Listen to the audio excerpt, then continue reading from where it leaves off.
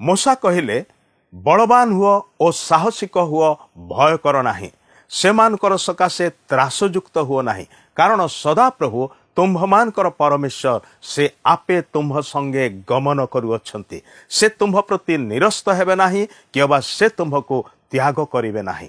अपरिवर्तनीय ईश्वर आम सहित रहिबे, आमे काहाको भय करिबा। ईश्वरंकर उपस्थिति को आपण जीवन रे अनुभव करि पारुछंती कि? जीसुंक मधुर वाक्य चला पथे साजे दीप आमरी चरण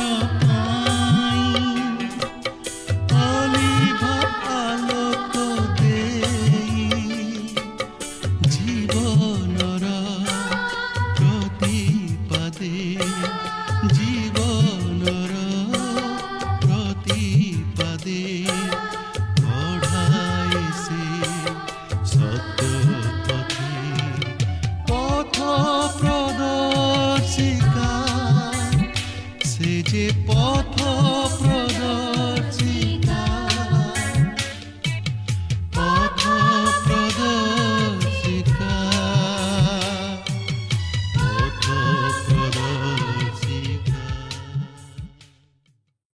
प्रिय बंधु नमस्कार। प्रभु जीशु ख्रीष्टंकर पवित्र नाम रे आपण को ए पथ प्रदर्शिका कार्यक्रम को स्वागत करुछि। मु आशा करे आपण एवं आपणकर परिवार ईश्वरंकर दया एवं अनुग्रह हेतु निश्चय भलरे अछंती। आपण प्रत्येक थर आममानकर विशेष कार्यक्रम को देखुछंती, शिक्षा लाभ करुछंती, जीवन रे आत्मिक भाव रे आशीर्वाद प्राप्त होउछंती। सेति पय आमाने बहुत आनंदित। आपणकर मतामत देबा पाई भूलिबे नाही। टीवी स्क्रीन रे जो नंबर टी दिया जाउची सेही नंबर रे आज ही आमान को कॉल करी कहंतु। आपणकर फोन कॉल रो अपेक्षा रे आमाने अछु। प्रिय बंधु, एई दिन मान करे आमाने द्वितीय विवरण पुस्तक उपरे दृष्टिपात करूछु। आमानकर अध्ययन को जारी रखिछु। एई पुस्तक रे मूसा इस्राएलिय लोकमान को द्वितीय थर पाई ईश्वरंकर व्यवस्था को स्मरण कराउथिबार आमाने लक्ष्य करूछु। आजिर अध्ययन रे आमाने पुस्तक रे ए विषय को देखिबा जे मूसा कहउछंती, आजी मते 120 वर्ष पूर्ण हला, मो बाहरे जाई पारिबे नाही कि भीतर को आसी पारिबे नाही, एपरि कि मु जर्दन पार होई जाई पारिबे नाही। अतएव तुम्हे माने बलवान हुओ, साहसिक हुओ, भय कर नाही, जियबा शत्रु मान को सकाशे त्रासयुक्त हुओ नाही। काहेकि? कारण सदा प्रभु तुम्भमानकर परमेश्वर से आपे तुम्भमानक संगरे गमन करुअछंती। से तुम्भ प्रति निरस्त हेबे नाही किबा से तुम्भ को त्याग करिवे नाही। काहेकि भय कर नाही बोली मूसा एठारे कहउछंती। इस्राएलिय मानक प्रति कि प्रकार भय थिला? हुए तो से माने अजणा स्थान को जाउथिबारु अजणा स्थान विषयक भय थाई पारे, आशंका थाई पारे। जेउ नेता 40 वर्ष पर्यंत प्रांतर रे सेमान को नेतृत्व देकी पथ कढे आनिले, एबे से आउ सेमान को सहित ए अजणा स्थान भीतर को जिबे नाही। सेथि माई सेमानकर मनरे होइतो आशंका अछि, भय अछि। एपरि अनेक विषय सेमान को भयभीत करुथिबो। किंतु मूसा कहउछंती, सदा प्रभु निजे तुम्भमानक सहित रे जिबे। प्रिय बंधु, आमको से केबे भी परित्याग करते नाही, बरं से आममानकर जीवन यात्रा रे आममानकर संगी इमानुएल परमेश्वर हेकि से चलती। तेबे आसंतु ए संपर्क रे आमने आहुरी विस्तृत भाव रे आलोचना करिबा, किंतु ता पूर्वरु गोटिए भक्तिमूलक गीत सुनिबा। प्रेम को नीति स्मरुथिले सेही देव मने शांति, क्रूसर नाम को नीति घोषुथिले लभिब जीवने मुक्ति। क्रूसीय प्रेम को नीति स्मरुथिले सेही देव मने शांति, क्रूसर नाम को नीति घोषुथिले लभिब जीवने मुक्ति। क्रूस हेउ पुणी आशार आलोक, क्रूस हेउ पुणी आशार आलोक, भांगी पाप दुख बंधन, वाक्य हेउ आम पथ प्रदर्शक। क्रूस हेउ आम स्वप्न, ଦୂରେ ନେବ ସକଳର ଦୁଃଖ ଆପତ୍ତି ମେରାଚ୍ଛନ୍ନ ବାକ୍ୟ ହେଉ ଆମ ପଥ ପ୍ରଦର୍ଶକ।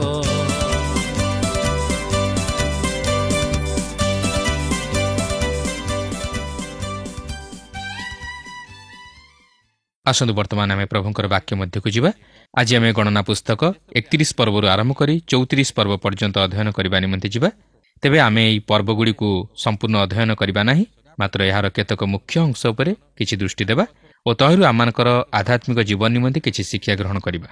ତେବେ ଏହି 31 ପର୍ବରୁ 34 ପର୍ବ ମଧ୍ୟରେ ଆମେ ବିଶେଷ କରି ମୋଶାଙ୍କ ଜୀବନର ଅନ୍ତିମ ପର୍ଯ୍ୟାୟ ସମ୍ପର୍କରେ କିଛି ଆଲୋଚନା କରିବାକୁ ଯିବା ଓ ତାହାଙ୍କର ମୃତ୍ୟୁ ପୂର୍ବରୁ ସେ କିପରି ଶେଷଥର ପାଇଁ ଇସ୍ରାଏଲ ସନ୍ତାନଗଣକୁ ଉପଦେଶ ଦେଇ ଓ ସାନ୍ତ୍ୱନା ଦେଇ ଈଶ୍ୱରଙ୍କର ବକ୍ତବ୍ୟ କଥା ଉଲ୍ଲେଖ କରନ୍ତି ତାହା ଦେଖିବା। ଏଠାରେ ମୁଁ ଆପଣଙ୍କୁ ସ୍ମରଣ କରାଇ ଦେବାକୁ ଚାହେଁ ଯେ ମୋଶାଙ୍କର ଅନ୍ତିମ ସମୟ ଆସି ଉପସ୍ଥିତ ହୋଇଅଛି ଓ ସେ ସେହି କିଣାନ୍ ଦେଶରେ ପ୍ରବେଶ କରିବାକୁ ଯାଉନାହାନ୍ତି, ମାତ୍ର ତାହାଙ୍କ ପଦରେ ଜିହୋଶୁଆ ଇସ୍ରାଏଲ ସନ୍ତାନଗଣର ନେତୃତ୍ୱ ନେଇ ସେହି ଜର୍ଦ୍ଦନ ପାର ହୋଇ କିଣାନ୍ ଦେଶରେ ପ୍ରବେଶ କରିବା ପାଇଁ ଯାଉଅଛନ୍ତି। ମାତ୍ର ସେମାନେ ସେହି କିଣାନ୍ ଦେଶ ଅଭିମୁଖେ ଅଗ୍ରସର ହେବା ପୂର୍ବରୁ ମୋଶାଙ୍କର ମୃତ୍ୟୁ ଘଟୁଅଛି। ତେବେ 31 ପର୍ବର ପ୍ରଥମ 2 ପଦରେ ଦେଖନ୍ତୁ ଏହିପରି ଲେଖା ଅଛି, ଅନନ୍ତର ମୋଶା ଯାଇ ସମୁଦାୟ ଇସ୍ରାଏଲକୁ ଏହି କଥା କହିଲେ। ପୁଣି ସେ ସେମାନଙ୍କୁ କହିଲେ, ଆଜି ମୋହର ବୟସ 120 ବର୍ଷ, ମୁଁ ଆଉ ବାହାରେ ଭିତରେ ଯାଇ ଆସିପାରୁନାହିଁ। ଆଉ ସଦାପ୍ରଭୁ ମୋତେ କହିଅଛନ୍ତି, ତୁମ୍ଭେ ଏହି ଜର୍ଦ୍ଦନ ପାର ହୋଇ ଯିବ ନାହିଁ। ଦେଖନ୍ତୁ ମୋଶା ତାହାଙ୍କ ନିଜ ବିଷୟ ନେଇ 2ଟି ବିଷୟ ପ୍ରକାଶ କରନ୍ତି। ପ୍ରଥମତଃ ସେ ତାହାଙ୍କର ବୟସ ସୀମା ପ୍ରକାଶ କରି ତାହାଙ୍କର ବାର୍ଦ୍ଧକ୍ୟ ଅବସ୍ଥାକୁ ପ୍ରକାଶ କରନ୍ତି ଓ ଦ୍ୱିତୀୟତଃ ସେ ଯେ ସେହି ଜର୍ଦ୍ଦନ ନଦୀ ପାର ହୋଇ କିଣାନ୍ ଦେଶରେ ପ୍ରବେଶ କରିବା ନିମନ୍ତେ ଯାଉନାହାନ୍ତି, ମାତ୍ର ତାହାଙ୍କ ପଦରେ ଈଶ୍ୱର ଯେ ଆଉ ଜଣେ ନେତାଙ୍କୁ ମନୋନୀତ କରି ସେମାନଙ୍କର ନେତା ହିସାବରେ ପଠାଇବାକୁ ଯାଉଅଛନ୍ତି ତାହା ପ୍ରକାଶ କରନ୍ତି।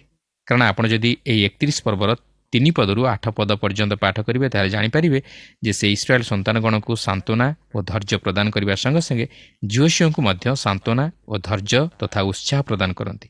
କାରଣ ଜିହୋଶୁଆ ତାଙ୍କ ପଦରେ ନେତୃତ୍ୱ ନେଇ ଇସ୍ରାଏଲ ସନ୍ତାନଗଣକୁ ସେହି କିଣାନ୍ ଦେଶରେ ପ୍ରବେଶ କରାଇବା ପାଇଁ ଯାଉଅଛନ୍ତି। କିନ୍ତୁ ଏଠାରେ ଲକ୍ଷ୍ୟ କରିବେ ଯେ ମୋଶା ଜିହୋଶୁଆଙ୍କୁ ନେତା ରୂପେ ମନୋନୀତ କରୁନାହାନ୍ତି, ମାତ୍ର ଈଶ୍ୱର ମନୋନୀତ କରୁଅଛନ୍ତି।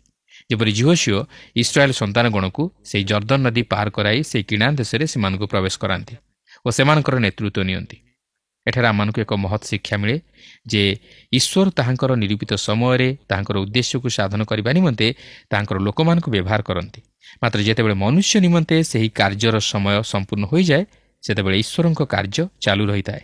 ମୋଶାଙ୍କର ଯଦିଓ ସେହି କାର୍ଯ୍ୟର ସମୟ ସମ୍ପୂର୍ଣ୍ଣ ହୋଇ ଆସୁଥିଲା, ମାତ୍ର ଈଶ୍ୱର ଜିହୋଶୁଆଙ୍କୁ ସେଥି ନିମନ୍ତେ ପ୍ରସ୍ତୁତ କଲେ ଯେପରି ଈଶ୍ୱରଙ୍କର ଅଭିମତ ସଫଳ ହୋଇପାରେ। ତେଣୁକରି ଆମେ ସେଥି ନିମନ୍ତେ ଦୁଃଖିତ ହେବା ଉଚିତ ନୁହେଁ, ମାତ୍ର ଈଶ୍ୱରଙ୍କ ଇଚ୍ଛା ଉପରେ ନିଜକୁ ସମର୍ପଣ କରି ତାହାଙ୍କର ଇଚ୍ଛାକୁ ଗ୍ରହଣ କରିନେବା ଆବଶ୍ୟକ। ମୋଶା ସେଥିପାଇଁ ଦୁଃଖିତ ନଥିଲେ, ମାତ୍ର ସେ ଈଶ୍ୱରଙ୍କ ଇଚ୍ଛାକୁ ମାନି ନେଇଥିଲେ। ଆଜି ଆମମାନଙ୍କ ଜୀବନରେ ଏହିପରି ମନୋଭାବ ରହିବା ଉଚିତ, ଯେପରି ଆମେ ନିଜର ଇଚ୍ଛା ଅନୁଯାୟୀ ନ ଚାଲି ଈଶ୍ୱରଙ୍କ ଇଚ୍ଛାକୁ ସଫଳ କରିବା ନିମନ୍ତେ ଈଶ୍ୱରଙ୍କ ଇଚ୍ଛାକୁ ମାନି ନେଉ। କିନ୍ତୁ ଅନେକ ସମୟରେ ଆମେ ନିଜର ମାନ ସମ୍ମାନ ପଦମର୍ଯ୍ୟାଦା ପ୍ରତି ଦୃଷ୍ଟି ଦେଇ ଈଶ୍ୱରଙ୍କ ଇଚ୍ଛା ବିରୁଦ୍ଧରେ ଯାଇ ତାହାଙ୍କର କାର୍ଯ୍ୟରେ ପ୍ରତିବନ୍ଧକ ସୃଷ୍ଟି କରୁ, କିନ୍ତୁ ତାହା ଆମମାନଙ୍କ ଜୀବନରେ ଦେଖା ନଯାଉ। ମାତ୍ର ସଦାସର୍ବଦା ଏହି ପ୍ରାର୍ଥନା କରୁ, ପ୍ରଭୁ ମୋର ଇଚ୍ଛା ନୁହେଁ ମାତ୍ର ତୁମ୍ଭର ଇଚ୍ଛା ସଫଳ ହେଉ। ଏହାପରେ ଏହି 31 ପର୍ବର 9 ପଦରେ ଦେଖନ୍ତୁ ଏହିପରି ଲେଖା ଅଛି, ଅନନ୍ତର ମୋଶା ଏହି ବ୍ୟବସ୍ଥା ଲେଖି ସଦାପ୍ରଭୁଙ୍କ ନିୟମ ସିନ୍ଧୁକ ବାହକ ଲେବୀୟ ଯାଜକମାନଙ୍କୁ ଓ ଇସ୍ରାଏଲର ସମସ୍ତ ପ୍ରାଚୀନ ବର୍ଗଙ୍କଠାରେ ସମର୍ପଣ କଲେ। ଆପଣଙ୍କର ମନେଥିବ ଯେ ଏହି ଦ୍ୱିତୀୟ ବିବରଣୀ ପୁସ୍ତକର ଆରମ୍ଭରେ ଏହିପରି ଲେଖା ଅଛି, ମୋଶା ସମୁଦାୟ ଇସ୍ରାଏଲଙ୍କୁ ଏହିସବୁ କଥା କହିଲେ। ମାତ୍ର ଏଠାରେ ଆପଣ ଦେଖିବେ ମୋଶା ଏହି ବ୍ୟବସ୍ଥା ଲେଖିଲେ, କାରଣ ପ୍ରକୃତିରେ ମୋଶା ଏହି ସମସ୍ତ ବ୍ୟବସ୍ଥା ଲେଖିଥିଲେ। ପବିତ୍ର ବାଇବଲର ପ୍ରଥମ 5ଟି ପୁସ୍ତକ ମୋଶାଙ୍କ ଦ୍ୱାରା ଲିଖିତ ହୋଇଥିଲା ଓ ଯାହା ଯାହା ଘଟିବ ବୋଲି ଈଶ୍ୱର ପୂର୍ବରୁ ମୋଶାଙ୍କ ଦ୍ୱାରା ପ୍ରକାଶ କରିଥିଲେ ତାହା ଘଟିଅଛି ଓ ଇସ୍ରାଏଲ ସନ୍ତାନଗଣଙ୍କ ଜୀବନରେ ଘଟିବା ପାଇଁ ଯାଉଅଛି। ଏପରିକି ଏହି ସମୟରେ ଯେତେବେଳେ ଇସ୍ରାଏଲ ସେହି କିଣାନ୍ ଦେଶରେ ପ୍ରବେଶ କରିବା ପାଇଁ ପ୍ରସ୍ତୁତ ହେଉଛନ୍ତି, ଆପଣ ବୋଧହୁଏ ଭାବୁଥିବେ ଯେ ଯଦି ସେମାନେ ଈଶ୍ୱରଙ୍କ ଆଜ୍ଞା ପାଳନ କରିବାରେ ବିଫଳ ହୁଅନ୍ତି ତାହେଲେ ଈଶ୍ୱର ସେମାନଙ୍କୁ ସେହି ଦେଶରେ ପ୍ରବେଶ କରାଇବେ ନାହିଁ। ଆଉ ପ୍ରକୃତରେ ସେହି ସମସ୍ତ ବିଷୟ ଯେ ସେମାନଙ୍କ ଜୀବନରେ ଘଟିବାକୁ ଯାଉଅଛି ତାହା ଈଶ୍ୱର ମୋଶାଙ୍କୁ ପୂର୍ବରୁ ପ୍ରକାଶ କରିଦିଅନ୍ତି, ଯାହାକି ଆପଣ ଏହି 31 ପର୍ବର 14 ପଦରୁ 18 ପଦ ମଧ୍ୟରେ ଦେଖିବାକୁ ପାରିବେ। ସେମାନେ ଯେ ସେହି ଦେଶରେ ପ୍ରବେଶ କରି ଈଶ୍ୱରଙ୍କଠାରୁ ବିମୁଖ ହୋଇ ପ୍ରତିମା ପୂଜା ଓ ବ୍ୟଭିଚାରରେ ଆସକ୍ତ ହେବେ ଓ ଅନେକ ଅମଙ୍ଗଳ ତଥା କ୍ଲେଶର ସମ୍ମୁଖୀନ ହେବେ ତାହା ଈଶ୍ୱର ପୂର୍ବରୁ ପ୍ରକାଶ କରିଦିଅନ୍ତି। କାରଣ ଈଶ୍ୱର ଆମମାନଙ୍କର ଦୁର୍ବଳତା ସବୁ ଜାଣନ୍ତି। ଆମମାନଙ୍କ ଜୀବନରେ କ'ଣ ଘଟିବା ପାଇଁ ଯାଉଅଛି ତାହା ସେ ଜାଣନ୍ତି। ଆମେ ନିଜକୁ ଯେତେ ଧାର୍ମିକ ଦେଖାଇ ହେଲେ ମଧ୍ୟ ସେ ଆମମାନଙ୍କର ବିଫଳତା ଜାଣନ୍ତି। ଯେପରି ସେଦିନ ସେ ପିତରଙ୍କୁ ତାହା ଜଣାଇ ଦେଇଥିଲେ। ତେଣୁକରି ପ୍ରିୟ ବନ୍ଧୁ, ଆପଣ ଯେପରି ପ୍ରଭୁ ଯୀଶୁଖ୍ରୀଷ୍ଟଙ୍କର ଏହି ଜଗତକୁ ଦ୍ୱିତୀୟ ଆଗମନ ସମୟରେ ତାହାଙ୍କଠାରେ ବିଶ୍ୱସ୍ତ ଦେଖାଯିବାକୁ ପାରନ୍ତି, ଏଥିନିମନ୍ତେ ତାହାଙ୍କଠାରେ ବିଶ୍ୱାସ କରି ତାହାଙ୍କ ସହିତ ସଂଯୁକ୍ତ ଜୀବନଯାପନ କରନ୍ତୁ, ତାହେଲେ ସେ ଆପଣଙ୍କୁ ସମସ୍ତ ପତନରୁ ରକ୍ଷା କରିବେ। ଏହାପରେ ଏହି 31 ପର୍ବର 19 ପଦରୁ 22 ପଦ ମଧ୍ୟରେ ଈଶ୍ୱର ମୂଷାଙ୍କୁ ଏକ ଗୀତ ଲେଖି ଇସ୍ରାଏଲ୍ ସନ୍ତାନଗଣକୁ ଶିଖାଇବା ପାଇଁ କହନ୍ତି, ଯାହାକି ସେମାନଙ୍କ ନିମନ୍ତେ ଏକ ଜାତୀୟ ସଙ୍ଗୀତ ସ୍ୱରୂପ ଥିଲା ଓ ଏହି ଗୀତ ସେମାନଙ୍କ ନିମନ୍ତେ ଏକ ସାକ୍ଷ୍ୟ ସ୍ୱରୂପ ଥିଲା। ଯେପରି ଏହି ଗୀତ ସେମାନଙ୍କର ପତନ ସମୟରେ ସେମାନଙ୍କ ପ୍ରତି ଏକ ସାକ୍ଷ୍ୟ ସ୍ୱରୂପ ହେବ ଓ ସେମାନଙ୍କୁ ପୁନର୍ବାର ଈଶ୍ୱରଙ୍କର ନିକଟବର୍ତ୍ତୀ କରାଇପାରିବ। ତେବେ ସେହି ଗୀତ କିପରି ଥିଲା ତାହା ଆମେ 32 ପର୍ବରେ ଦେଖିବାକୁ ଯିବା। ମାତ୍ର ଏଠାରେ ଲକ୍ଷ୍ୟ କରିବାର ବିଷୟ ହେଉଛି ଯେ ଆମମାନେ ଈଶ୍ୱରଙ୍କ ସ୍ତୁତି ଓ ପ୍ରଶଂସା କରିବାକୁ ଯାଇ ଯେଉଁ ସମସ୍ତ ସଙ୍ଗୀତ ଗାନ କରୁ, ତାହା ବାସ୍ତବରେ ଆମମାନଙ୍କର ଆତ୍ମିକ ଜୀବନ ପ୍ରତି ସାକ୍ଷ୍ୟ ସ୍ୱରୂପ ହେବା ଉଚିତ ଓ ଆମମାନଙ୍କୁ ଈଶ୍ୱରଙ୍କର ନିକଟବର୍ତ୍ତୀ କରାଇବାରେ ସହାୟକ ହେବା ଉଚିତ। ଦେଖନ୍ତୁ, ଏହି 31 ପର୍ବର 24-26 ପଦରେ ଏହିପରି ଲେଖା ଅଛି, ଅନନ୍ତର ମୂଷା ସମାପ୍ତି ପର୍ଯ୍ୟନ୍ତ ଏହି ବ୍ୟବସ୍ଥାର ସକଳ ବାକ୍ୟ ପୁସ୍ତକରେ ଲେଖି ସାରିଲା ଉତ୍ତରେ ମୂଷା ସଦାପ୍ରଭୁଙ୍କ ନିୟମସିଦ୍ଧୁକ ବାହକ ଲେବୀୟମାନଙ୍କୁ ଆଜ୍ଞା ଦେଇ କହିଲେ, ତୁମେମାନେ ଏହି ବ୍ୟବସ୍ଥା ପୁସ୍ତକ ନେଇ ସଦାପ୍ରଭୁ ତୁମମାନଙ୍କ ପରମେଶ୍ୱରଙ୍କ ନିୟମ ସିନ୍ଧୁକ ପାଖରେ ରଖ, ତାହା ସେହି ସ୍ଥାନରେ ତୁମ୍ଭ ପ୍ରତିକୂଳରେ ସାକ୍ଷୀ ସ୍ୱରୂପ ହୋଇ ରହିବ। ତେବେ ଏଥିରୁ ଜଣାଯାଏ ଯେ ଏହି ବ୍ୟବସ୍ଥା ପୁସ୍ତକ ମୂଷାଙ୍କ ଦ୍ୱାରା ଲିଖିତ ହୋଇଥିଲା ଓ ଏହା ଆକ୍ଷରିକ ଭାବେ ମଧ୍ୟ ସଫଳ ହେଲା, କାରଣ ଭବିଷ୍ୟତରେ ସେମାନଙ୍କ ଜୀବନ ପ୍ରତି ଯାହା ଯାହା ଘଟିବାକୁ ଯାଉଅଛି ତାହା ଜାଣି ମୂଷା ସେମାନଙ୍କ ନିମନ୍ତେ ଲିଖିତ ଆକାରରେ ବ୍ୟବସ୍ଥା ପ୍ରଦାନ କରନ୍ତି, ଯେପରି ତାହା ସେମାନଙ୍କ ପ୍ରତି ସାକ୍ଷୀ ସ୍ୱରୂପ ହୋଇ ରହିବ। ଏହାପରେ ଏହି 31 ପର୍ବର 27-30 ପଦରେ ଆପଣ ଦେଖିବାକୁ ପାରିବେ ଯେ ମୂଷା ଇସ୍ରାଏଲର 12 ଗୋଷ୍ଠୀଙ୍କୁ ଡାକି ସେମାନଙ୍କୁ ତାଙ୍କର ମୃତ୍ୟୁ ପୂର୍ବରୁ ଏହି ସମସ୍ତ ବ୍ୟବସ୍ଥା ବିଷୟ ନେଇ ପରିଷ୍କାର ଭାବେ ଜଣାଇ ଦିଅନ୍ତି ଓ ସେମାନଙ୍କର ପତନ ବିଷୟ ନେଇ ପୂର୍ବରୁ ସେମାନଙ୍କୁ ଜଣାଇ ଦିଅନ୍ତି, ଯାହାକି ସେମାନଙ୍କ ଜୀବନରେ ବାସ୍ତବରେ ଘଟିଲା ଓ ଏହା ଆଜି ଆମମାନଙ୍କ ଜୀବନରେ ମଧ୍ୟ ଘଟୁଅଛି। କାରଣ ଈଶ୍ୱର ତାହା ପରିଷ୍କାର ଭାବେ ଜଣାଇ ଦିଅନ୍ତି ଯେ ତାହାଙ୍କ ବିନା ମନୁଷ୍ୟ କେବେ ହେଲେ ଏହି ଜଗତରେ ଏକ ଧାର୍ମିକ ଜୀବନଯାପନ କରିପାରିବ ନାହିଁ। ତେଣୁ ଆସୁ ତାଙ୍କର ପ୍ରିୟ ପୁତ୍ର ପ୍ରଭୁ ଯୀଶୁଖ୍ରୀଷ୍ଟଙ୍କଠାରେ ବିଶ୍ୱାସ କରି ଓ ତାହାଙ୍କୁ ନିଜ ହୃଦୟରେ ଗ୍ରହଣ କରି ତାହାଙ୍କ ସହ ସଂଯୁକ୍ତ ରହି ତାହାଙ୍କ ଧାର୍ମିକତା ଦ୍ୱାରା ଏହି ଜଗତରେ ଏକ ଧାର୍ମିକ ଜୀବନଯାପନ କରିବାକୁ ଚେଷ୍ଟା କରୁ, ଯାହାଫଳରେ ଆମେ ଈଶ୍ୱରଙ୍କର ସନ୍ତାନ ରୂପେ ଗଣିତ ହୋଇ ସେହି ଆତ୍ମିକ ଆଶୀର୍ବାଦର ଅଧିକାରୀ ହୋଇ ଅନନ୍ତ ଜୀବନରେ ପ୍ରବେଶ କରିପାରିବା। ତେବେ ଏଠାରେ ଆମେ 31 ପର୍ବଟି ଅଧ୍ୟୟନ କରି ସମାପ୍ତ କଲୁ। ମାତ୍ର ଏହାପରେ ଆମେ 32 ପର୍ବଟିକୁ ଅଧ୍ୟୟନ କରିବା ନିମନ୍ତେ ଯିବା। ଏହି 32 ପର୍ବରେ ଆମେ ସେହି ଗୀତ ଯାହାକି ମୂଷା ନିଜେ ଲେଖିଥିଲେ ତାହା ଦେଖିବା ଓ ଏହି ଗୀତର ମୁଖ୍ୟ ବିଷୟବସ୍ତୁ ଉପରେ ଆମେ ଟିକେ ଦୃଷ୍ଟି ଦେବା, କାରଣ ଏହି ଗୀତ ଈଶ୍ୱର ମୂଷାଙ୍କ ଦ୍ୱାରା ଇସ୍ରାଏଲ୍ ସନ୍ତାନଗଣକୁ ପ୍ରଦାନ କରିଥିଲେ, ଯେପରି ସେମାନେ ନିଜେ ତାହା ଗାଇବା ସଙ୍ଗେ ସଙ୍ଗେ ନିଜର ସନ୍ତାନମାନଙ୍କୁ ତାହା ଶିଖାଇବେ। ତେବେ ବର୍ତ୍ତମାନ ଯେପରି ଗୀତ ଲେଖାଯାଉଅଛି ବା ଯେଉଁ ଶୈଳୀରେ ଲେଖାଯାଉଅଛି, ସେତେବେଳେ ଏହି ପ୍ରକାର ଶୈଳୀରେ ଗୀତ ଲେଖାଯାଉନଥିଲା। ମାତ୍ର ଏକ ସ୍ୱତନ୍ତ୍ର ଉଦ୍ଦେଶ୍ୟ ନେଇ ସ୍ୱତନ୍ତ୍ର ପ୍ରଣାଳୀରେ ଗୀତ ରଚନା କରାଯାଉଥିଲା। ଯଦିଓ ଏହି 32 ପର୍ବଟି ଗୀତ ବୋଲି ଜଣାଯାଏ ନାହିଁ, ମାତ୍ର ଏହା ସେହି ସମୟ ନିମନ୍ତେ ଏକ ଗୀତ ଆକାରରେ ଇସ୍ରାଏଲ୍ ଲୋକମାନେ ଗାଉଥିଲେ। ତେବେ ସେହି ଗୀତ ରଚନାର ଶୈଳୀ ବା ସ୍ୱର ମୁଖ୍ୟ ଆଲୋଚନାର ବିଷୟ ନୁହେଁ, ମାତ୍ର ତହିଁର ବିଷୟବସ୍ତୁ ହେଉଛି ମୁଖ୍ୟ ବିଷୟ। ତେବେ 32 ପର୍ବର ପ୍ରଥମ 4 ପଦରେ ଆମେ ଏହି ଗୀତର ଭୂମିକା ସମ୍ପର୍କରେ କିଛି ଆଲୋଚନା କରିବାକୁ ଯିବା। ଏହି ପ୍ରଥମ 4 ପଦରେ ଆମେ ଏକ ଆହ୍ୱାନର ବିଷୟ ଲକ୍ଷ୍ୟ କରୁଅଛୁ, ଯାହାକି ଈଶ୍ୱର ତାହାଙ୍କର ବାକ୍ୟ ଶ୍ରବଣ କରିବା ନିମନ୍ତେ ଆହ୍ୱାନ କରନ୍ତି। କାରଣ ଈଶ୍ୱରଙ୍କ ବାକ୍ୟ ତୃଷିତ ଆତ୍ମାକୁ ପରିତୃପ୍ତ କରେ ଓ ଏକ ନିରାଶାର ହୃଦୟରେ ଆଶାର ସଞ୍ଚାର କରେ ଓ ଏକ କଳୁଷିତ ହୃଦୟକୁ ସୂଚି କରି ପବିତ୍ର ତଥା ପରିଷ୍କୃତ କରେ। ଈଶ୍ୱର ଚାହାନ୍ତି ଈଶ୍ୱରଙ୍କ ବାକ୍ୟ ଯେପରି ଆମର ହୃଦୟକୁ ସେହି ବୃଷ୍ଟି ପରି ଓ ଶିଶିର ପରି ଆସି ଆମର ତୃଷିତ ପ୍ରାଣକୁ ସିକ୍ତ କରି ଆମର ଜୀବନକୁ ପରିଷ୍କାର କରି ଈଶ୍ୱରଙ୍କ ନିମନ୍ତେ ପବିତ୍ର କରି ରଖେ ଓ ସତେଜ କରି ରଖେ, ଯେପରି ଆମମାନଙ୍କର ସେବା ପୂଜା ଆରାଧନା ତାହାଙ୍କ ନିକଟରେ ସଜୀବ ପବିତ୍ର ଓ ଈଶ୍ୱରଙ୍କର ସୁଗ୍ରାହ୍ୟ ବଳି ରୂପେ ଗୃହୀତ ହେବାକୁ ପାରେ। 4 ପଦରେ ଏହିପରି ଲେଖା ଅଛି, ସେ ତ ଶୈଳ, ତାହାଙ୍କ କର୍ମ ସିଦ୍ଧ, କାରଣ ତାହାଙ୍କର ସକଳ ପଥ ନ୍ୟାୟ, ସେ ବିଶ୍ୱସ୍ତ ଓ ଅଧର୍ମ ରହିତ ପରମେଶ୍ୱର, ସେ ଧାର୍ମିକ ଓ ସରଳ ଅଟନ୍ତି। ଆପଣ ଦେଖନ୍ତୁ ଏହି ଗୀତରେ ଈଶ୍ୱର କିପରି ଭାବେ ପ୍ରଶଂସିତ ହୁଅନ୍ତି। ଏହି ଅଂଶରେ ଯେଉଁ ଶୈଳ ଶବ୍ଦଟି ବ୍ୟବହାର କରାଯାଇଅଛି ତାହା ଏହି ଗୀତରେ ପ୍ରାୟ 7 ଥର ବ୍ୟବହାର କରାଯାଇଅଛି। ତେବେ ସେହି ଶୈଳ କିଏ? ସେହି ଶୈଳ ହେଉଛନ୍ତି ପ୍ରଭୁ ଯୀଶୁଖ୍ରୀଷ୍ଟ, କାରଣ ଖ୍ରୀଷ୍ଟ ହେଉଛନ୍ତି ସେହି କୋଣର ପ୍ରଧାନ ପ୍ରସ୍ତର, ଯାହାକି ପ୍ରଥମ ପିତର 2 ପର୍ବର 6 ପଦରେ ଲେଖା ଅଛି। ତାଙ୍କର କାର୍ଯ୍ୟ ମଧ୍ୟ ସିଦ୍ଧ, ସେ ବିଶ୍ୱସ୍ତ ଓ ଅଧର୍ମ ରହିତ ଈଶ୍ୱର, ସେ ଧାର୍ମିକ ଓ ସରଳ ଅଟନ୍ତି। ପ୍ରକୃତରେ ସେ ଆଜି ଆମମାନଙ୍କ ଦ୍ୱାରା ପ୍ରଶଂସିତ ହେବା ଉଚିତ। ଆମେ ଗୀତ ମାଧ୍ୟମରେ ତାହାଙ୍କର ପ୍ରଶଂସା କରିବା ଉଚିତ। ଏହାପରେ 5 ଓ 6 ପଦରେ ଆପଣ ଦେଖିବେ ଯେ ଇସ୍ରାଏଲ୍ ସନ୍ତାନଗଣ ଈଶ୍ୱରଙ୍କର ଠାରୁ ସମସ୍ତ ଅନୁଗ୍ରହ ପାଇବା ସତ୍ତ୍ୱେ ମଧ୍ୟ ମନ୍ଦତା ପ୍ରତି ଆସକ୍ତ ହେଲେ, କାରଣ ଏହା ହିଁ ହେଉଛି ମନୁଷ୍ୟର ଦୁର୍ବଳତା। ପବିତ୍ର ବାଇବଲ କହେ ସମସ୍ତେ ପାପ କରିଅଛନ୍ତି ଓ ଈଶ୍ୱରଙ୍କ ମହିମାରୁ ଉଣା ପଡ଼ିଅଛନ୍ତି। ସେଥିପାଇଁ ରୋମିଓ 6 ପର୍ବର 23 ପଦରେ ଲେଖା ଅଛି, କାରଣ ପାପର ବେତନ ମୃତ୍ୟୁ, କିନ୍ତୁ ଈଶ୍ୱରଙ୍କର ଅନୁଗ୍ରହ ଦାନ ଆମମାନଙ୍କ ପ୍ରଭୁ ଖ୍ରୀଷ୍ଟ ଯୀଶୁଙ୍କ ସହଭାଗିତାରେ ଅନନ୍ତ ଜୀବନ ଅଟେ। ତେଣୁ ଆଜି ଏହି ବାକ୍ୟ ମଧ୍ୟ ଆମମାନଙ୍କ ଜୀବନ ନିମନ୍ତେ ପ୍ରଯୁଜ୍ୟ, କାରଣ ଈଶ୍ୱର ସମଗ୍ର ମାନବ ଜାତିର ସୃଷ୍ଟିକର୍ତ୍ତା ଈଶ୍ୱର। ଆଜି ଆମେ ପ୍ରତ୍ୟେକ ସେହି ପାପରେ ପତିତ ହୋଇଅଛୁ ଓ ଈଶ୍ୱରଙ୍କ ସହଭାଗିତାରୁ ବଞ୍ଚିତ ହୋଇଅଛୁ। କିନ୍ତୁ ଯେପର୍ଯ୍ୟନ୍ତ ଆମେ ଖ୍ରୀଷ୍ଟ ଯୀଶୁଙ୍କଠାରେ ବିଶ୍ୱାସ କରି ତାହାଙ୍କୁ ଉଦ୍ଧାରକର୍ତ୍ତା ରୂପେ ଗ୍ରହଣ କରିନାହୁଁ, ସେ ପର୍ଯ୍ୟନ୍ତ ଆମେ ଈଶ୍ୱରଙ୍କ ସନ୍ତାନତ୍ୱର ଅଧିକାର ପ୍ରାପ୍ତ ହୋଇପାରିବା ନାହିଁ କି ପବିତ୍ର ଈଶ୍ୱରଙ୍କର ସହଭାଗିତା ଲାଭ କରିପାରିବା ନାହିଁ। ଏହାପରେ ଆମେ ଏହି 32 ପର୍ବର 7 ପଦରୁ 14 ପଦ ମଧ୍ୟରେ ସେହି ଗୀତର ଆଉ ଏକ ବିଷୟ ଦେଖୁଅଛୁ, ତାହା ହେଉଛି ଈଶ୍ୱରଙ୍କ ଉତ୍ତମତା। ଈଶ୍ୱର ଇସ୍ରାଏଲ ଜାତି ଓ ଅନ୍ୟ ଗୋଷ୍ଠୀୟ ଲୋକମାନଙ୍କ ପ୍ରତି ଯାହା କରିଅଛନ୍ତି ତାହା ଏହି ଅଂଶରେ ବର୍ଣ୍ଣିତ ହୋଇଅଛି। ଅର୍ଥାତ୍ ସେ ସେମାନଙ୍କର ବସତି ସ୍ଥାନ ଓ ତହିଁର ସୀମା ମଧ୍ୟ ନିରୂପଣ କଲେ। ମାତ୍ର ଇସ୍ରାଏଲ ସନ୍ତାନଗଣର ସଂଖ୍ୟାନୁସାରେ ସେ ଲୋକମାନଙ୍କର ସୀମା ସ୍ଥାପନ କଲେ, କାରଣ ଇସ୍ରାଏଲ ସନ୍ତାନଗଣ ତାହାଙ୍କର ଅଂଶ ଓ ଅଧିକାର ସ୍ୱରୂପ ଥିଲେ ଓ ଏହି ବଂଶ ଦ୍ୱାରା ଅନ୍ୟମାନେ ଆଶୀର୍ବାଦ ପ୍ରାପ୍ତ ହେବାକୁ ଥିଲା। କେବଳ ସେତିକି ନୁହେଁ, ସେହି ଦୀର୍ଘ 40 ବର୍ଷର ପ୍ରାନ୍ତର ଭ୍ରମଣ ସମୟରେ ମଧ୍ୟ ସେ ସେମାନଙ୍କର ଭାର ବହନ କଲେ ଓ ସେହି ଭୟଙ୍କର ପରିସ୍ଥିତିରୁ ସେ ସେମାନଙ୍କୁ ସୁରକ୍ଷା କଲେ। କାହିଁକି? ଯେହେତୁ ସେମାନେ ତାହାଙ୍କର ଚକ୍ଷୁର ପିତୁଳା ପରିଥିଲେ। ଏହାପରେ 11 ଓ 12 ପଦରେ ଲେଖା ଅଛି ଯେ ଈଶ୍ୱରଙ୍କର ଇସ୍ରାଏଲ ସନ୍ତାନଗଣ ପ୍ରତି ଥିବା ତାଙ୍କର ବାସ୍ତବ ପ୍ରେମ ଓ ସହାୟତାର ହୃଦୟ ପ୍ରକାଶିତ ହୁଏ। ଯେପରି ଉତ୍କୃଷ୍ଟ ପକ୍ଷୀ ଆପଣା ଛୁଆମାନଙ୍କର ଯତ୍ନ ନିଏ, ସେହିପରି ଈଶ୍ୱର ତାଙ୍କର ସନ୍ତାନମାନଙ୍କର ଯତ୍ନ ନିଅନ୍ତି। ସେ ସେମାନଙ୍କୁ ସେମାନଙ୍କର ସମସ୍ତ ଉତ୍ଥାନ ଓ ପତନ ସମୟରେ ସେମାନଙ୍କୁ ସୁରକ୍ଷା କରି ସେମାନଙ୍କର ଯତ୍ନ ନିଅନ୍ତି। ସେ ବିଭିନ୍ନ ପରିସ୍ଥିତି ତଥା ସମସ୍ୟା ମଧ୍ୟ ଦେଇ ସେମାନଙ୍କୁ ଶିକ୍ଷିତ କରାଇ ତାହାଙ୍କର ନିକଟବର୍ତ୍ତୀ କରାଇଥାନ୍ତି। ତେଣୁ ଜାଣି ରଖନ୍ତୁ ଯେ ଆପଣ ଯଦି ବାସ୍ତବରେ ପ୍ରଭୁ ଯୀଶୁଖ୍ରୀଷ୍ଟଙ୍କଠାରେ ବିଶ୍ୱାସ ସ୍ଥାପନ କରି ତାହାଙ୍କ ସହ ସଂଯୁକ୍ତ ଜୀବନଯାପନ କରନ୍ତି, ତାହେଲେ ସେ କୌଣସି ପ୍ରକାରେ ସମସ୍ୟାରେ ତଥା ପରିସ୍ଥିତିରେ ଆପଣଙ୍କୁ ପତିତ ହେବାକୁ ଦେବେ ନାହିଁ, ବରଂ ତାହା ଅତିକ୍ରମ କରିବାକୁ ଆପଣଙ୍କୁ ଶକ୍ତି ଦେବେ ଓ ଆପଣ ଅଧିକ ତାହାଙ୍କ ସହ ସଂଯୁକ୍ତ ଜୀବନଯାପନ କରିପାରିବେ। ମାତ୍ର ଏହାପରେ ଏହି 32 ପର୍ବର 15 ପଦରୁ 18 ପଦରେ ସେମାନଙ୍କର ପଥଭ୍ରଷ୍ଟ ହେବାର ବିଷୟ ପ୍ରକାଶ ପାଏ।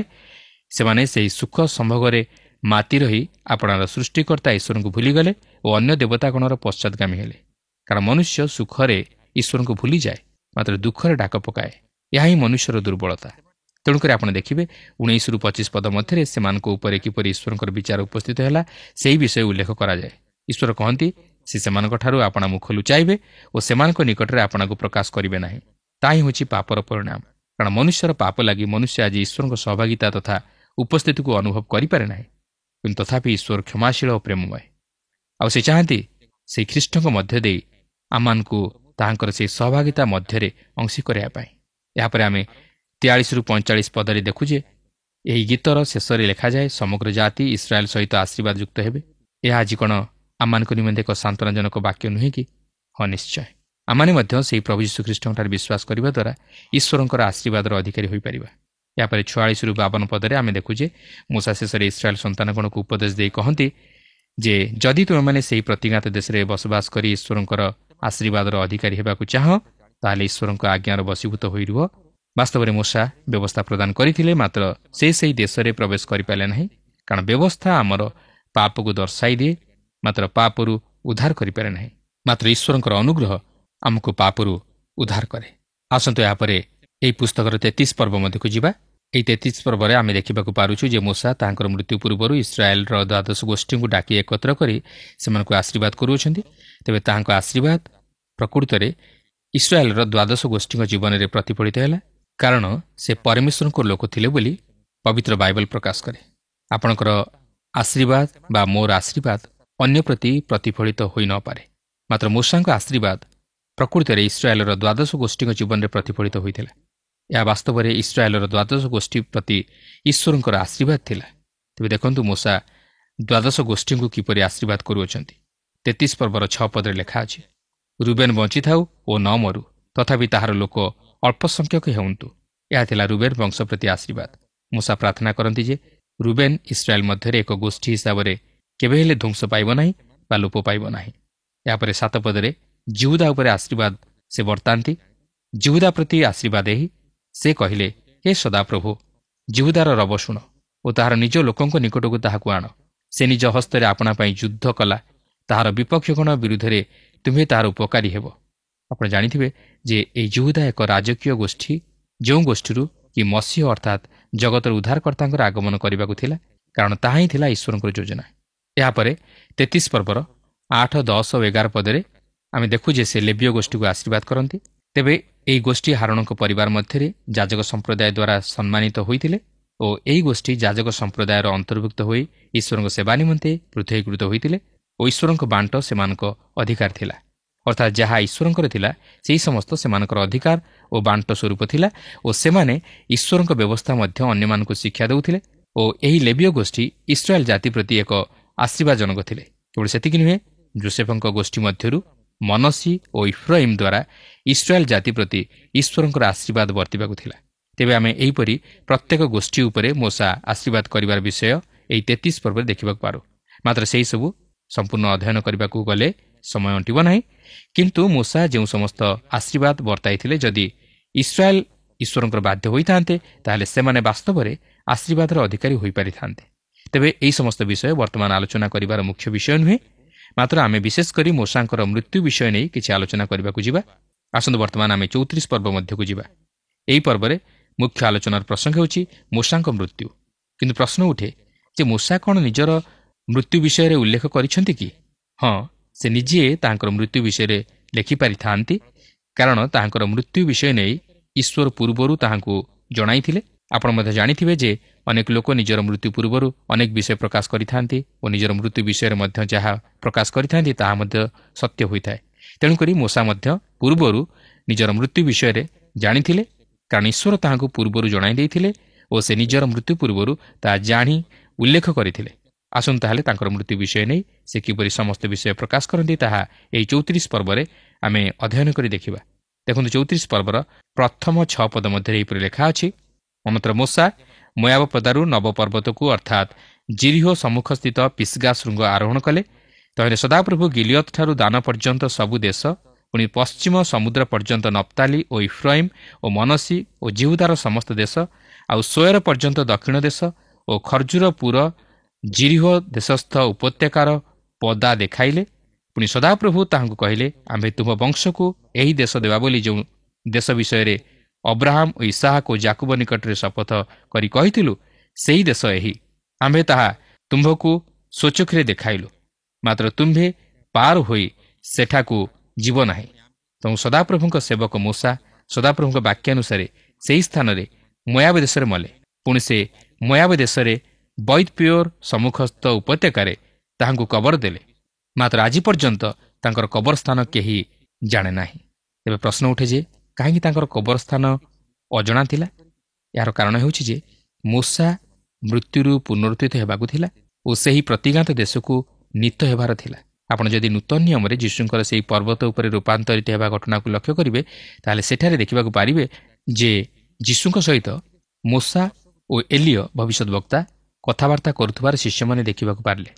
ତେଣୁ ଆପଣ ଦେଖନ୍ତୁ ଯେ ମୋଶା ମଧ୍ୟ ତାହାଙ୍କ ମୃତ୍ୟୁ ପରେ ସେହି ପ୍ରତିଜ୍ଞାତ କିଣା ଦେଶରେ ଅର୍ଥାତ୍ ପାଲେଷ୍ଟାଇନ୍ ଦେଶରେ ପ୍ରବେଶ କରିଥିଲେ, କାରଣ ସେହି ପର୍ବତ ସେହି ପାଲେଷ୍ଟାଇନ୍ରେ ଥିଲା। ଯଦିଓ ସେହି ବ୍ୟବସ୍ଥା ମୋଶାଙ୍କୁ ସେହି ପ୍ରତିଜ୍ଞାତ କିଣା ଦେଶରେ ପ୍ରବେଶ କରାଇ ପାରିନଥିଲା, ମାତ୍ର ପ୍ରଭୁ ଯୀଶୁଖ୍ରୀଷ୍ଟ ମୋଶାଙ୍କୁ ସେହି ପାଲେଷ୍ଟାଇନ୍ ଦେଶକୁ ନେଇ ଆସିଲେ। କାରଣ ବ୍ୟବସ୍ଥା ଅନୁଯାୟୀ କୌଣସି ମନୁଷ୍ୟ ଧାର୍ମିକ ଗଣିତ ହୋଇପାରେ ନାହିଁ, ମାତ୍ର ପ୍ରଭୁ ଯୀଶୁଖ୍ରୀଷ୍ଟଙ୍କଠାରେ ବିଶ୍ୱାସ କରି ତାହାଙ୍କୁ ନିଜ ହୃଦୟରେ ଉଦ୍ଧାରକର୍ତ୍ତା ରୂପେ ଗ୍ରହଣ କରିବା ହେତୁ ତାହାଙ୍କ ଧାର୍ମିକତା ଦ୍ୱାରା ଧାର୍ମିକ ବୋଲି ଗଣିତ ହୁଏ। କାରଣ ପ୍ରଭୁ ଯୀଶୁଖ୍ରୀଷ୍ଟ ବ୍ୟବସ୍ଥା ଅନୁଯାୟୀ ସମସ୍ତ ଧର୍ମକର୍ମ ସାଧନ କରି ତାହାଙ୍କର ସେହି ପବିତ୍ର ରକ୍ତ ଦେଇ ଆମମାନଙ୍କ ଉଦ୍ଧାରର ନିମନ୍ତେ ପ୍ରାୟଶ୍ଚିତ ସାଧନ କରିଅଛନ୍ତି। ଯେପରି ତାହାଙ୍କଠାରେ ବିଶ୍ୱାସ କରି ଆମେ ନିଜର ପାପକୁ ସ୍ୱୀକାର କରିବା ଦ୍ୱାରା ପାପରୁ ଉଦ୍ଧାର ପାଇ ତାହାଙ୍କ ଧାର୍ମିକତା ଦ୍ୱାରା ଧାର୍ମିକ ଗଣିତ ହେବାକୁ ପାରୁ। କିନ୍ତୁ ଏହାର ଅର୍ଥ ନୁହେଁ ଯେ ପ୍ରଭୁ ଯୀଶୁଖ୍ରୀଷ୍ଟଙ୍କଠାରେ ବିଶ୍ୱାସ କରି ପାପରୁ ଉଦ୍ଧାର ପାଇବା ପରେ ଆମେ ପୁନର୍ବାର ପାପ କରିବା। ମାତ୍ର ତାହାଙ୍କଠାରେ ବିଶ୍ୱାସ କରି ପାପରୁ ଉଦ୍ଧାର ପାଇବା ପରେ ଆମକୁ ତାହାଙ୍କର ଆଜ୍ଞା ସବୁ ପାଳନ କରିବାକୁ ହେବ। ସେଥିପାଇଁ ସେ ନିଜେ କହନ୍ତି, ଯଦି ତୁମେମାନେ ମୋତେ ପ୍ରେମ କର ତାହେଲେ ମୋର ଆଜ୍ଞା ସବୁ ପାଳନ କରିବ। ତେଣୁ କେବଳ ପାପରୁ ଉଦ୍ଧାର ପାଇଗଲେ ଯଥେଷ୍ଟ ନୁହେଁ, ମାତ୍ର ପ୍ରଭୁଙ୍କ ନିମନ୍ତେ ବିଶ୍ୱସ୍ତ ରହି ତାହାଙ୍କ ନିମନ୍ତେ ଉତ୍ତମ କର୍ମମାନ ସାଧନ କରି ସେହି ସ୍ୱର୍ଗୀୟ ପୁରସ୍କାରର ଭାଗୀ ହେବା ନିମନ୍ତେ ଚେଷ୍ଟା କରୁ। ତେବେ ଏଠାରେ ଲକ୍ଷ୍ୟ କରିବାର ବିଷୟ ହେଉଛି ଯେ ମୋଶା ଯଦିଓ ତାଙ୍କର ଜୀବିତ ଅବସ୍ଥାରେ ସେହି ପ୍ରତିଜ୍ଞାତ କିଣା ଦେଶରେ ପ୍ରବେଶ କରିପାରିଲେ ନାହିଁ, ମାତ୍ର ତାହାଙ୍କର ମୃତ୍ୟୁ ପରେ ସେ ସେହି ପ୍ରତିଜ୍ଞାତ କିଣା ଦେଶରେ ପ୍ରବେଶ କରିପାରିଲେ, କିନ୍ତୁ ବ୍ୟବସ୍ଥା ଅନୁଯାୟୀ ନୁହେଁ, ମାତ୍ର ଈଶ୍ୱରଙ୍କର ଅନୁଗ୍ରହ ହେତୁ। ଏଠାରେ ମଧ୍ୟ ଆମକୁ ଆଉ ଏକ ଶିକ୍ଷା ମିଳେ ଯେ ଯଦିଓ ଆମକୁ ନିଜର ପାପର ପ୍ରତିଫଳ ଭୋଗ କରିବାକୁ ପଡ଼େ, ମାତ୍ର ଆମେ ଯଦି ପ୍ରଭୁ ଯୀଶୁଖ୍ରୀଷ୍ଟଙ୍କଠାରେ ବିଶ୍ୱାସ କରି ପାପରୁ ଉଦ୍ଧାର ପାଇ ତାହାଙ୍କ ସହ ସଂଯୁକ୍ତ ଜୀବନଯାପନ କରୁ, ତାହେଲେ ଯଦିଓ ଆମେ ଏହି ଜଗତରେ ମୃତ୍ୟୁବରଣ କରୁ ମାତ୍ର ଆମେ ମୃତ୍ୟୁକୁ ଅତିକ୍ରମ କରି ସେ ଅନନ୍ତ ଜୀବନରେ ପ୍ରବେଶ କରି ଈଶ୍ୱରଙ୍କ ସହିତ ଅନନ୍ତ କାଳ ବାସ କରି ସେ ସ୍ୱର୍ଗୀୟ ସୁଖ ଓ ଶାନ୍ତି ଲାଭ କରିବା। ଏହାପରେ 34 ପର୍ବର 7 ଓ 8 ପଦରେ ଆମେ ଲକ୍ଷ୍ୟ କରୁ ଯେ ଯଦିଓ ମୂଷାଙ୍କର ମୃତ୍ୟୁ ଘଟିଥିଲା ତଥାପି ସେ ଉପଯୁକ୍ତ ବାର୍ଦ୍ଧକ୍ୟ ସମୟରେ ମୃତ୍ୟୁବରଣ କରିଥିଲେ। 120 ବର୍ଷ ବୟସରେ ମୃତ୍ୟୁବରଣ କରିଥିଲେ ଓ ସେ ତାଙ୍କର ଦୃଷ୍ଟିଶକ୍ତି ମଧ୍ୟ ହରାଇ ନଥିଲେ ଓ ତାଙ୍କର ସ୍ୱାଭାବିକ ବଳ ମଧ୍ୟ ହ୍ରାସ ପାଇନଥିଲା, ଯାହାକି ଜଣେ ବାର୍ଦ୍ଧକ୍ୟ ବ୍ୟକ୍ତି ଜୀବନରେ ସାଧାରଣତଃ ଦେଖାଯିବା ଅସମ୍ଭବ।